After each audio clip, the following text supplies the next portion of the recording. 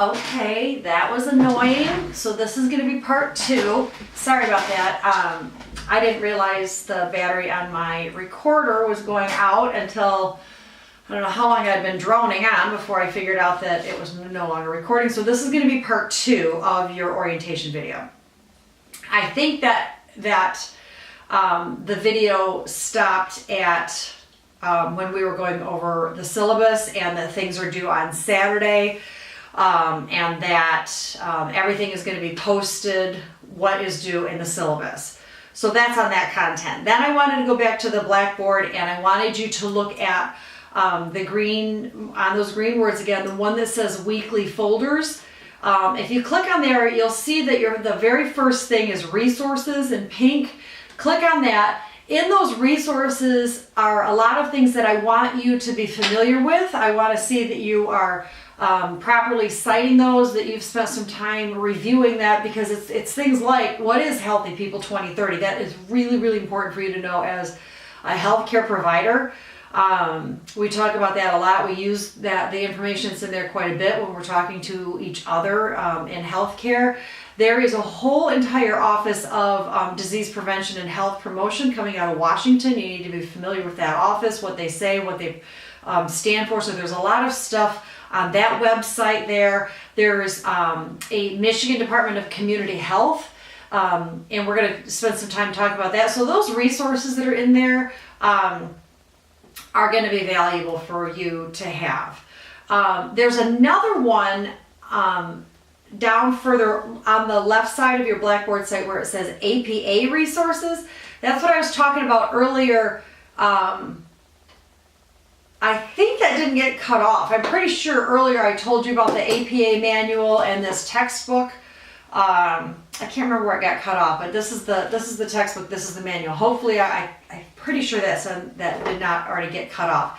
But all your work is due in APA. But if you look down on your Blackboard site over on that left side where it says APA resources, if you click on that, there is a ton of information in there about how to properly do APA formatting. And like I said, if you're using Office 365, you're writing a document, you can click on that top template that said APA paper and it will help format that for you. And then the other thing that is really going to be useful for you guys is down at the very bottom. It says Library Resources 1819.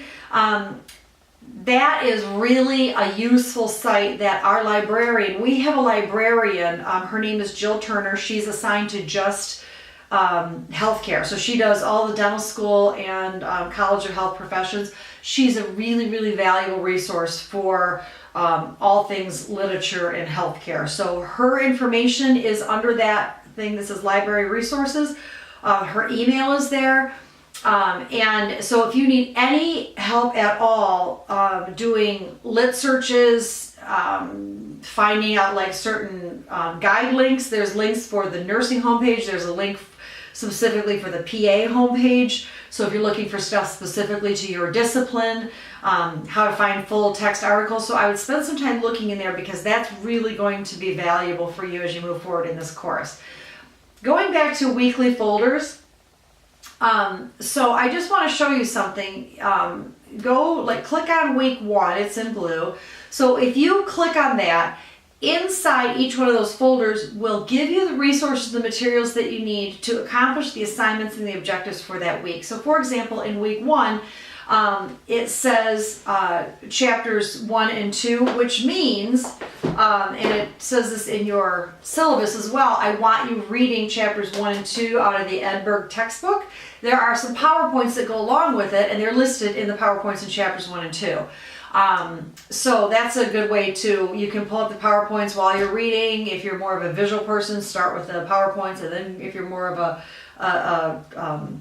a visual reader learner, then you can go back and read the text. So there's a couple options there. Sometimes there will be audio lectures. There are several professors that teach this course. Dr. Teresa Wyatt teaches it. Dr. Anthony Maureen Anthony has taught it before, so you might hear people giving lectures that aren't me, and that's totally cool. That's on purpose because we want you guys to get different perspectives, different people's opinions. So there's also the Healthy People 2020 framework, not to be confused with the 2030. It's just an updated. It's like the original one, the precursor to the 2030. So I've left it in there because you might want to know a summary of where it came from. We're going to look a little bit at some historical things. This week we're going to look at smoking, the historical perspectives on smoking and behavioral things. Really interesting when you start looking at some trends from society and from where society was to where society is now. Because I want you guys to play around in this smoking and historical behavioral stuff, because back in the day, smoking was glamorized. It was doctors promoted it. People in Hollywood promoted it because we didn't know what the health risks were. It's completely different now. But as we gain more information in relating to healthcare, some of these trends, might start changing. We're seeing this shift a little bit in diet because we used to think that red meats and stuff were, the highest forms of protein. Well, now we're finding that red meat contributes to fatty liver and atherosclerosis. And so now we're looking at some alternatives and looking at plant-based diets, which have equally as high, if not more, levels of protein in them and don't have the same negative effects of meat. So you're seeing kind of a trend with maybe the vegetarian vegan movement, kind of a way, because the Atkins diet was huge for a while, and then we found out it led to quite a few health problems. So it's things like that are very interesting in society that we're going to talk about. Now, if you'll see in week 1, you see down there at the bottom where it says health risk appraisal form. If you will click on that, fill it out after you've done your assignments and readings, so you have a pretty good idea of what this health risk is that we're talking about. Then I want you to click on that link. So there, you just click on it. It will download to your computer. Open it up as a Word document or whatever, and then it will give you. This is from Healthy Michigan Plan. It gives you health risk assessment instruction. So there's a little instruction thing on there about your own health risk. So I want each of you guys to kind of do your own health risk assessment, sort of see where you're at with that. And this is something that once you're a provider, if you're working in a primary care office or something like that, this is a good thing to have your patients fill out. But I want each of you guys to fill it out just to get an idea of where are you at? Where would you say that your health assessment? What's your risk of disease? So I want you to fill this out. Then once you fill it out, you're going to save it onto your computer. And then see that link at the bottom where it says Health Risk Appraisal Assessment Week? Click on that, the blue purpley button, click on that. And then what that's going to do is it will take you to a page where you will upload, it tells you what the assignment is. The assignment is due Saturday, January 12th. It's worth 20 points. And then there is a thing down there that says attach files. Browse your computer, click on that file of that form that you just did. If you want to write me little notes or add comments, I'll see that when I pull it up. And then at the bottom, you're going to hit submit. That's all you have to do. It will go automatically into the grading book, and then on my end, I will get a little notification that you have uploaded that. And then I can go in and grade it. And then I'll put the grade in the grade book, and that's how we're going to that's how you will upload your assignments. Everything is going to that's how you guys do it on these online courses. So I wanted to show you that. The other thing I wanted to point out is the discussion boards. So we spend a lot of time at the discussion boards for a couple of reasons. These kind of courses, you learn from each other, and it's a way to practice your writing and to articulate your ideas and to articulate what did you learn from the reading and the websites. and have a discussion with your colleagues. At the graduate level, much of the learning takes place from each other. So it's not just me lecturing to you constantly. You guys are expected to learn the content, to digest the content, and then have a healthy debate with each other. Like, for example, some people might think that, I'll just take my research for example, that vaping is completely fine and healthy. Other people might say absolutely not. It is leading to young people actually starting to smoke. And so we can have the debate, and you bring up the literature, because there's some literature that says absolutely vaping helps people quit smoking. There's other literature that says vaping is contributing to young people starting to smoke. So these kinds of conversations are actually very healthy. So let me show you, there's a couple of ways to get to the discussion board. Actually in week one, there is a discussion board assignment. So if you go all the way down to the bottom of week one in Blackboard, you'll see where it says week one introduction, and there's a little piece of paper, it looks like with a little push pin on the side. That's a discussion board pin.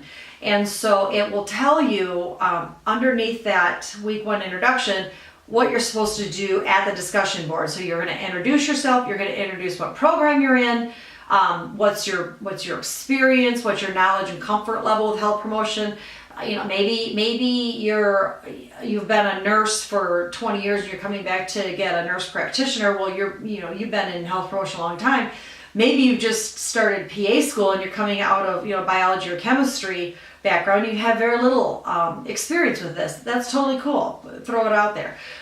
So when you're going to the discussion board, again, click on the link where it says the week one introduction. Click on that. It's going to take you to the discussion board.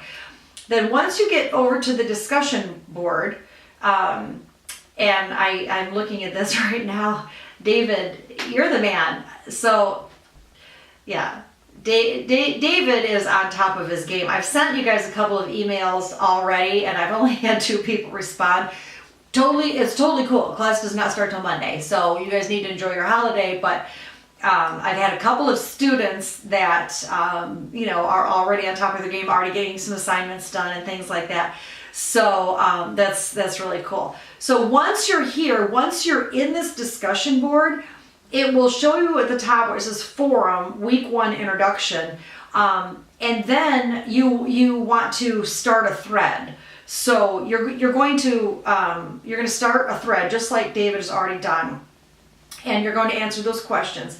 Then, not this week. This week you don't have to respond to other people's, but in subsequent weeks I'll put some questions out there, and you have to talk to each other. You got to respond to a couple of your colleagues. So the way that you would do that is, like, for example, if you're following along with me right now on Blackboard, I would go back to week one introduction where David has already posted. I'm going to click on his thread, and now I can see what David has posted. And he says, hi everyone, I'm David, I'm a first year PA student, blah, blah, blah. So then, I didn't mean about blah, blah, blah. I mean, this is really cool. I haven't read it yet. This is the first time I'm seeing it.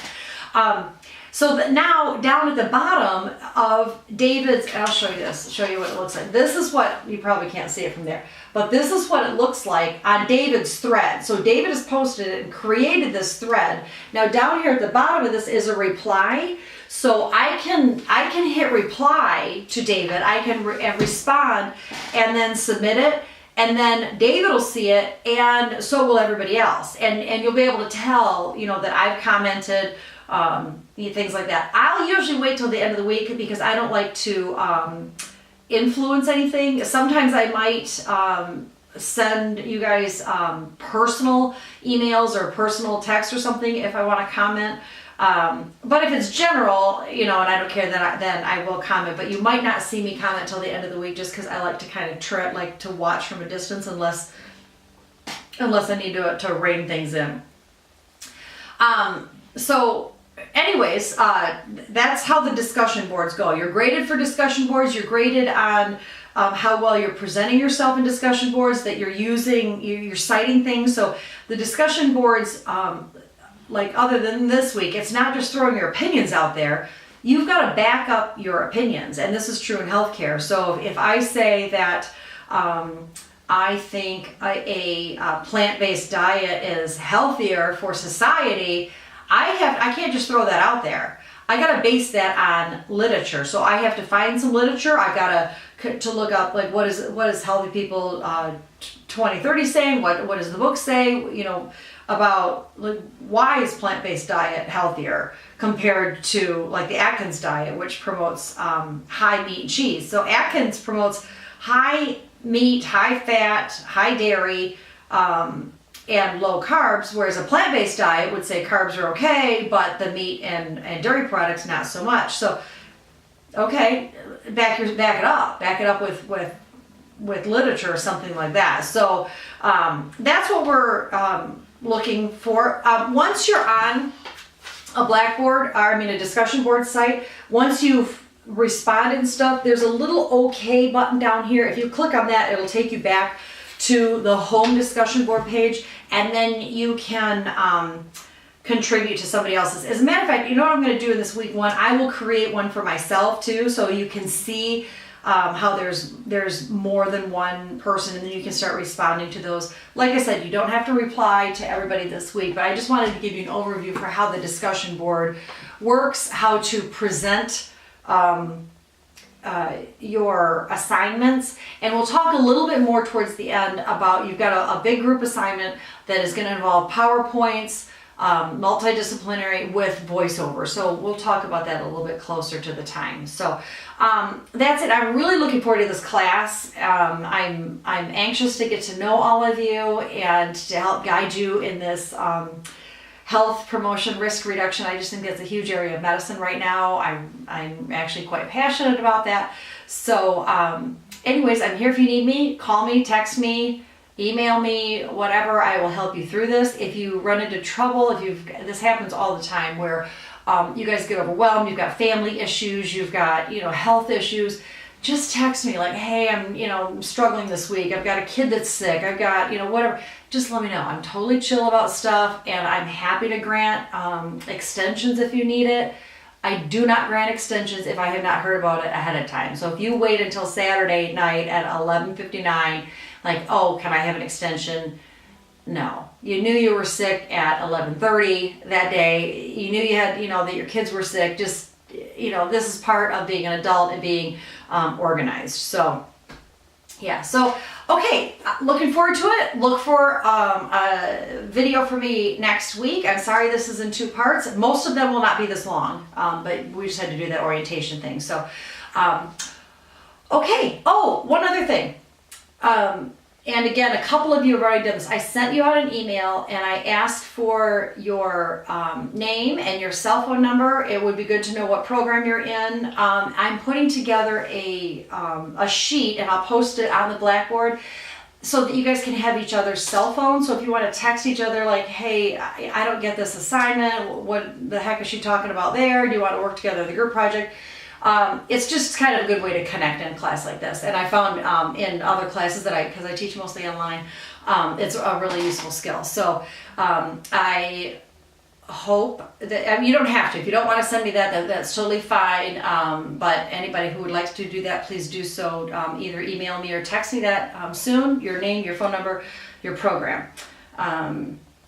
That's it, and then I'll put that together. So, okay, that's it. It was nice to meet you. I'm really looking forward to this semester, and we'll have a great couple of months getting our feet wet with health promotion and risk reduction. All right, have a good one.